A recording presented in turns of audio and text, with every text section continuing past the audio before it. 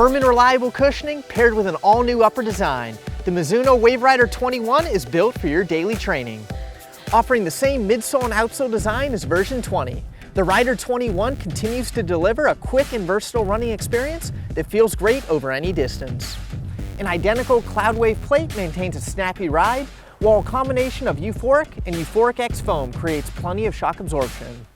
For added comfort, the shoe provides an all-new engineered mesh upper that further improves on-foot experience and helps eliminate some of the fit issues we've seen in recent versions.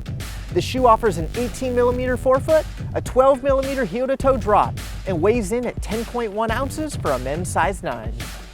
So first off, we have Will. Now I know you're in the middle of your racing season and you tend to lean more towards a softer shoe for your daily training. What were your thoughts on the Rider 21?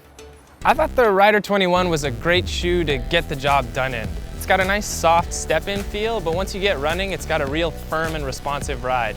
In terms of keeping my cadence fast, this was a great shoe. Like Connor said though, I do tend to prefer a softer shoe for most of my daily mileage, so this was a little firmer than I would generally go, and I actually liked it a little bit more at faster paces. The upper is great, super breathable, and I really liked how wide the forefoot was. That allowed my toes to display a little bit more than most of my other daily trainers. In terms of the ride, when I'm on those up-tempo runs, I tend to be more on my forefoot, and I thought that the forefoot had a nice amount of flex, giving me a really fluid stride.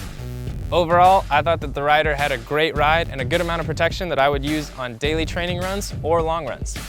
Next up, we have David. Now I know you've ran in quite a few shoes over the years, but this is your first time in a Mizuno Wave Rider. What were your thoughts on the shoe? Yeah, this was my first experience running in the Wave Riders, and I've been wearing them as a daily trainer for my 5 to 8 mile road runs, and I've got about 60 total miles on them so far. I typically wear the Brooks Ghost, which has a high offset as well, so switching to the Wave Rider was a pretty natural transition. One of my favorite aspects of this shoe has got to be the new engineered mesh upper. It adapted well to my foot, and I didn't have to size up like I typically have to do in other shoes. On my slower runs, I found that I relied pretty heavily on the heel for cushioning, but when I really wanted to pick up the pace, I could easily transition to the midfoot for a speedy turnover. The biggest downside of this shoe for me was the heel. I thought it felt a little bulky, and I would have preferred some more cushioning in there, especially during my longer runs. Overall, I think this shoe is a great option for the runner who wants to get that little bit firmer cushioning and a faster foot strike. So I also had the chance to try out the Rider 21, and while I haven't been a huge fan of the Rider series over the past couple years, I felt like the Rider 21 was a step in the right direction. It offers a nice step-in feel that feels a little softer than you'd expect initially, but once you get going, it has that nice firm responsiveness that you'd expect from a Rider. I've mainly been using this shoe for my daily miles, but I also have no problem picking up the pace in the shoe and would consider using it even for a tempo run on days that I might want a little more underfoot cushioning. I also really enjoyed the upper update and felt like it offered a fit closer to those Riders from a couple years ago that I really enjoyed. One thing that I thought I was going to have an issue with was the 12mm drop. I tend to run in a shoe with an 8mm drop, but once I got the shoe on my foot, it really wasn't that noticeable.